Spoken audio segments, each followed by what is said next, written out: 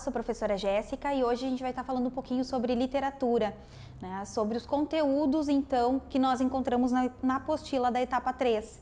Nós vamos estar falando sobre algumas escolas literárias, né? Vamos começar, então, com o romantismo. Lembrando que a literatura ela está intimamente ligada com a história, então nós sempre precisaremos estar falando sobre o contexto histórico, né, para compreender o que acontecia, como esses autores se comportavam, né, o que eles estavam expressando através da linguagem.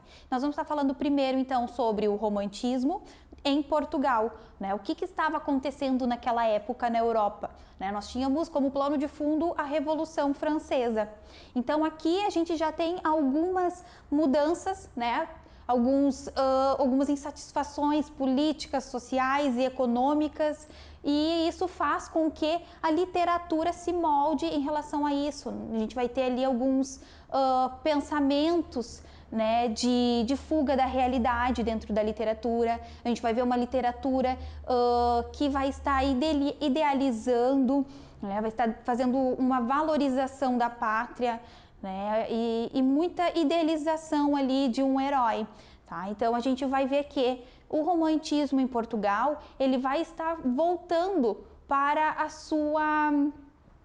o seu passado, ele vai estar voltando à época medieval. Então ele vai estar valorizando, como foi dito ali, né, a sua pátria com os seus guerreiros, com esse período da Idade Média. Aqui no Brasil, então, a gente vai ter algo diferente. A gente sim vai ter essa mesma valorização, essa idealização, só que, como a gente já viu nas etapas anteriores, né, a literatura aqui no Brasil ela começa depois, até porque nós temos o descobrimento do Brasil em 1500, então nós não temos uma época medieval aqui no Brasil. Então a gente não vai fazer esse resgate, né, dessa era. Então a gente vai ter um resgate daquilo que a gente tinha aqui antes, que é o índio. Então aqui a gente vai ver um pouco mais do índio como um herói. Diferente então do barroco, o romantismo ele vai buscar um pouco mais de liberdade estilística. Ele não vai querer mais aqueles exageros, né? Ele vai querer algo mais próximo do coloquial, né? Uma linguagem mais próxima do uso no cotidiano. Focando então no romantismo no Brasil, a gente vai ver que na poesia a gente vai ter três gerações, três fases do romantismo. A gente vai ver a primeira, que é a indianista, né, nacionalista, que como a gente falou ali antes, é uma valorização da pátria, uma valorização dos recursos naturais que se tinha naquela época, né, o índio como um herói, né, o índio ele vai ser demonstrado, ele vai ser descrito nas obras como um guerreiro, né, como alguém bravo, alguém forte, porque este é o herói, este é o que a gente tinha, né, de passado, de histórico no Brasil, né, enquanto, relembrando que na Europa se tinha ali a época medieval. Na segunda geração, então, nós vamos ter o ultrarromantismo ou o mal do século, né? Aqui nesse período a gente tinha obras que expressavam uma depressão,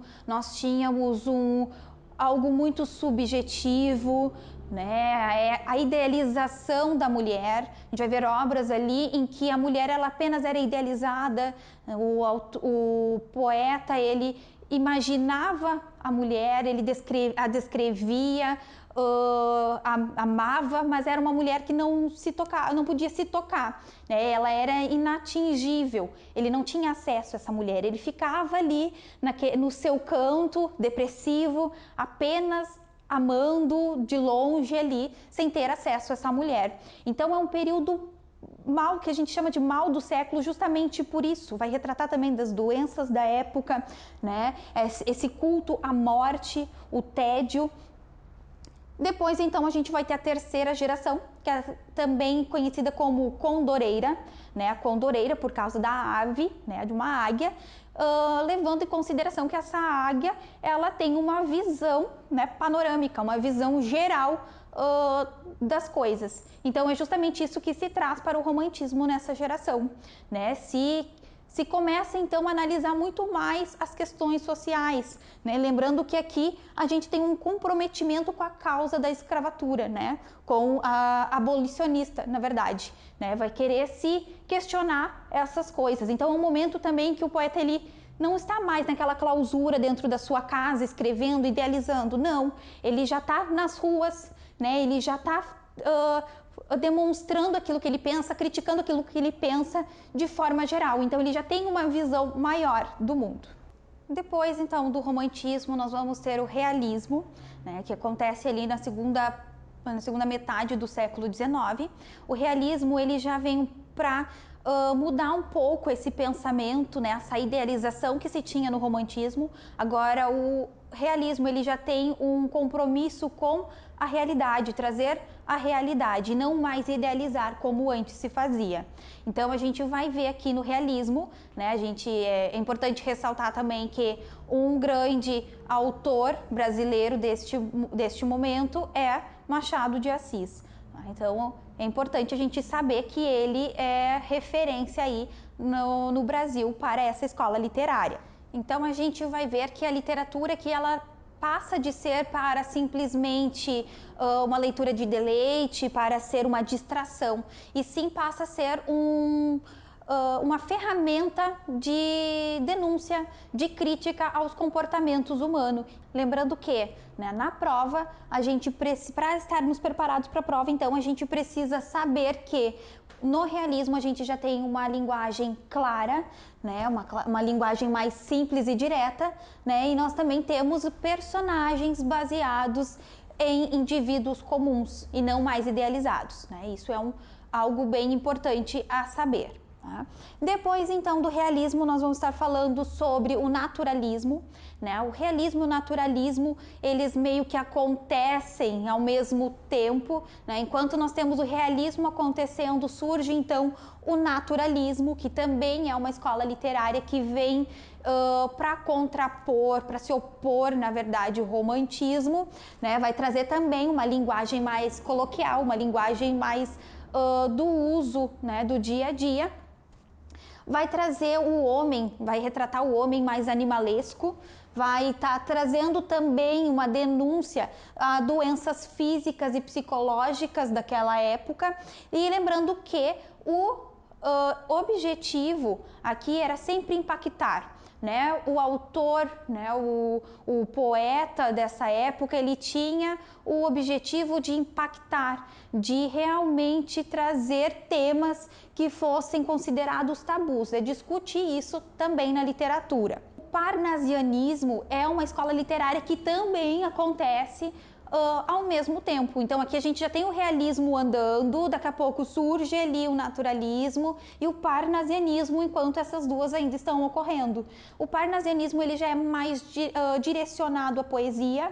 A gente vai ver que ele tem muito mais influência no Brasil do que em Portugal, né? E ele vem para voltar um pouquinho para aquela valorização da língua culta, né? Ele não está preocupado, na verdade, com o conteúdo da sua poesia. Ele quer que ela seja redondinha. Ele vai estar preocupado muito mais com essa linguagem rebuscada, né, com uma poesia totalmente alinhada, sem erros, né, toda desenhada, bem diferente do que se havia sendo discutido, sendo feito até o momento. Outro ponto, então, que a gente precisa frisar aqui para a prova é que o parnasianismo, ele defendia a arte pela arte. Né, que a literatura, enquanto a gente tinha ali a literatura já criticando o comportamento humano, o comportamento social, aqui o parnasianismo ele quer a arte, pelo belo, né? Como a gente falou, uma poesia bem desenhada, não importava nem o conteúdo, sobre o que se estava falando na poesia, o que importava realmente era a beleza. Tá? Então esse é um dos pontos que a gente precisa deixar bem em destaque para a prova. Assim como o vocabulário culto, né?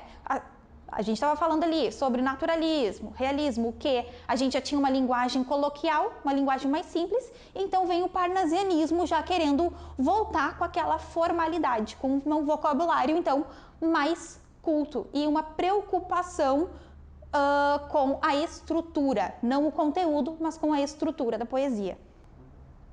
Após, então, a gente vai ter o simbolismo, né? O simbolismo, ele surge já para se opor ao parnasianismo, né? Ele já traz de volta aquela coisa de que não precisa ser, não tem que se valorizar o belo, né? Simplesmente a arte pela arte, tá? Traz ali uma linguagem simples. E também é importante a gente frisar que aqui é uma poesia voltada a efeitos sonoros. Aqui a gente vai ter também uma fuga da realidade. Aqui a gente já tem já um aumento, né, no contexto histórico, a gente já tem um aumento de avanços tecnológicos, só que essa tecnologia, ela não é acessível a todos. Então, se tem aí um grande impacto na sociedade, né? O homem, ele está expressando ali o que ele está vivendo naquele momento. Então, ele usa ali a literatura, a arte, no simbolismo como uma fuga da realidade. Então, ele vai voltar a tratar assuntos de religiosidade, de misticismo, vai fazer o uso de metáforas. Depois, então, nós temos o pré-modernismo, né, que é um período de transição para o modernismo, né? Nesse período aqui a gente tem um sincretismo estético, né, uma mistura do que a gente já teve antes e do que está surgindo agora, né? A gente vai ter esse sincretismo, uma linguagem coloquial e simples, muito próximo, né, da língua falada no dia a dia. A gente vai ter uma exposição da realidade social. A literatura vai ser usada para expor aqueles acontecimentos da sociedade brasileira. E também vai trazer, a gente vai encontrar obras aí trazendo regionalismo, né?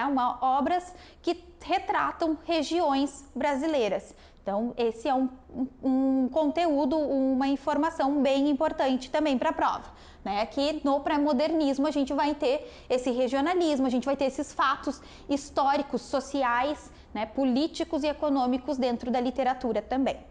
O modernismo, então, no Brasil, ele ocorre, né, num período de insatisfação política, né, logo após a Primeira Guerra Mundial. Então aqui a gente já tem também um comportamento e uma visão diferente, né, que o homem tem do mundo, então isso vai refletir também na literatura.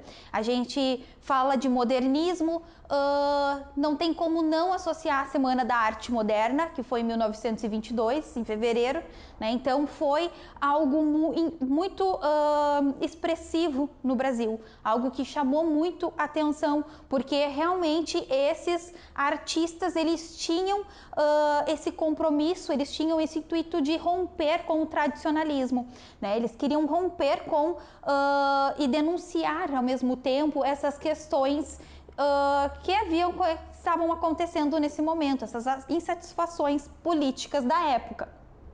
Ela vem para se opor, então, ao parnasianismo, que, como a gente viu ali antes, o parnasianismo queria que fosse tudo a arte pela arte, o mais redondinho possível, e o modernismo já veio para se opor a isso, né? Trazer uma liberdade estética para a literatura. A gente vai ver que a gente já consegue ver uma linguagem de humor, né, nas obras, e também uma valorização do cotidiano, né? Não se fala mais tanto de idealização, não se fala de outras situações que não sejam o cotidiano. Eles querem falar do presente, querem denunciar, trazer questões importantes para o presente. E no modernismo, então, a gente encerra a nossa aula de hoje, né? Lembrando que estes conteúdos são baseados na apostila de vocês, da etapa 3, então podem utilizar esse material como apoio para a prova. Muito obrigada e uma boa sorte no trabalho e na prova.